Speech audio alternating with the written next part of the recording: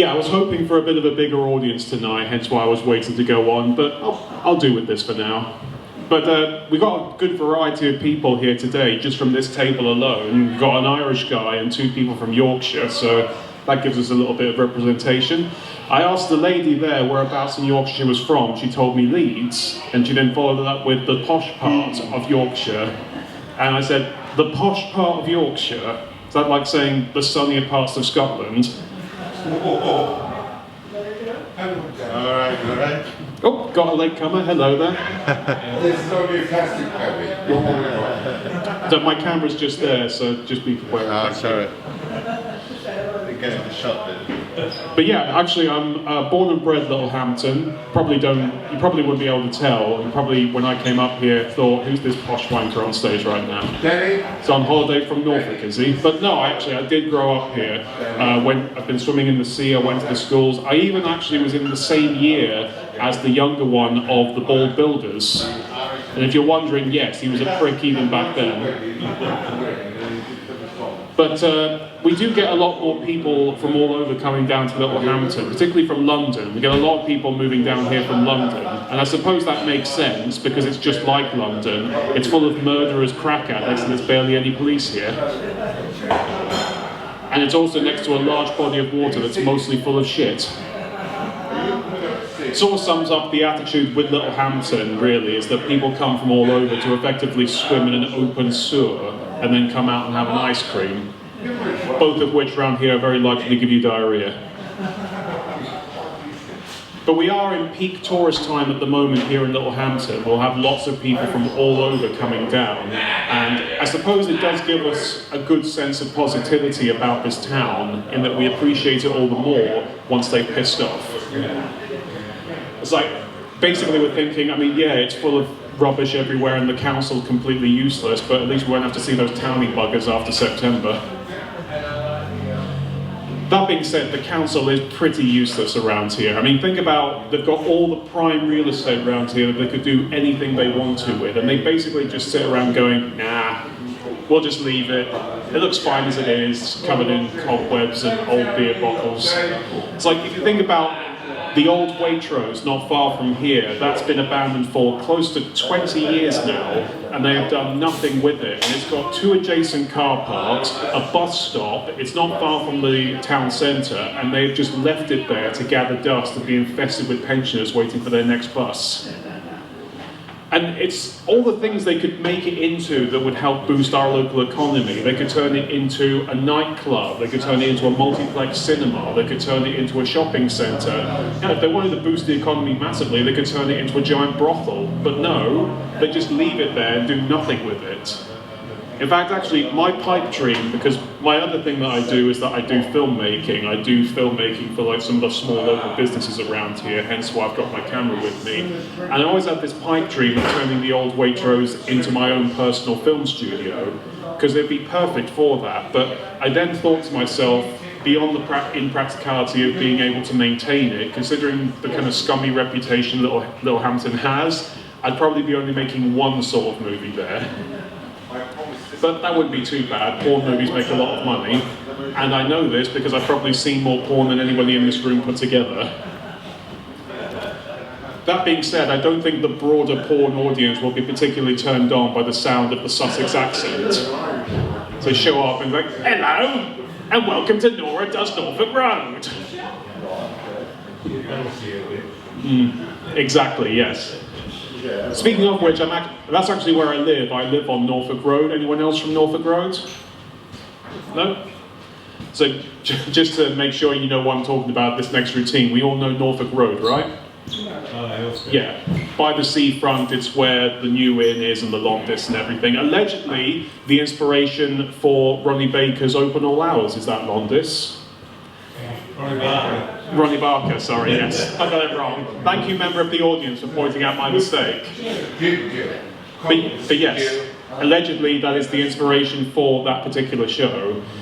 And with all the multicoloured houses on that street, it really does remind you of the old children's TV show Balamory, but instead of there being like a quirky inventor or a painter behind the doors, Instead, it's a crack addict or someone so fat they have to crane lift them out of their own window when they have a heart attack. It would be fun though if they did film Balamory there. Just imagine it's like, is it blue? Is it black? Is it the house where the paedophile's at? We did suffer a bit of a loss on Norfolk Road last year when the beloved local cafe Toast closed down. A genuine R there from the audience. Yeah, exactly. It has reopened since under a new management. It's now called Broken Eggs, but considering it's not been doing as well as Toast was, I think Broken Dreams is probably a better name for it. That being said, it is nice to have it back, but it is just a shame because the people who run it are nowhere near as nice as the previous managements. Like, previously you would go in and the managers of Toast would be like, hey, hi there, come on, have a seat, what can I get for you today? You go in there and the new manager's now like, what do you want? Alright, eat it and get out. Otherwise I'll give this name of my cafe a new context by kicking you in the balls. I will miss Toast. It was a really cool restaurant, especially with the way they decorated it and everything. And it's nice to have a new cafe there, but it will be a shame that we don't have what we used to have there. And it's also because like it's a nice little microcosm of Littlehampton is Norfolk Road. Like I said, you've got the new inn, so there's a pub there, there's a small cafe, you've got the Longdis, and again, you've got a lot of drug addicts there. So it's basically Littlehampton in one long street. But yeah. I will say though that Littlehampton is definitely a dog lover's paradise. You see dogs everywhere. I've seen more three-legged dogs in this town than I have in anywhere else in the world.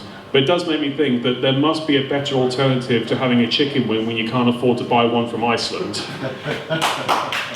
Thank you, sir. And you may groan, but I'm pretty certain that most Iceland frozen food is made out of people's pets that have gone missing. Although that being said, I am aware that it's just down the street from here, so we may have some of the staff in tonight, which means I'll probably be on the menu next.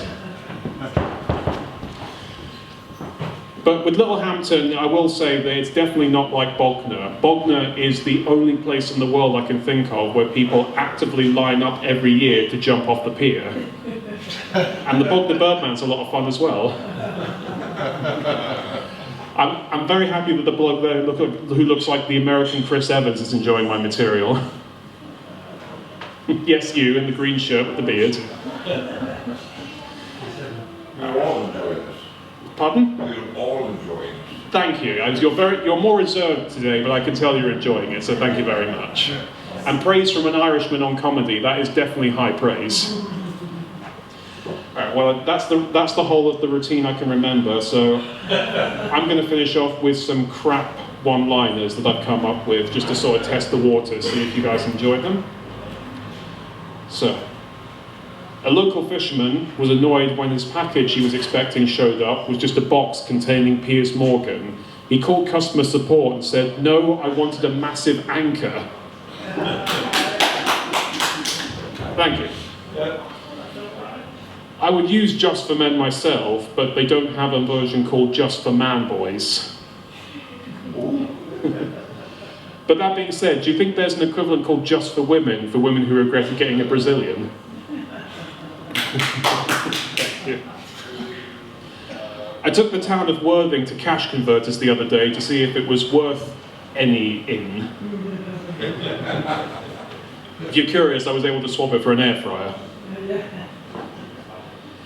Decadent is what Ant and Dec are called when each other comes in the wrong way. Ant.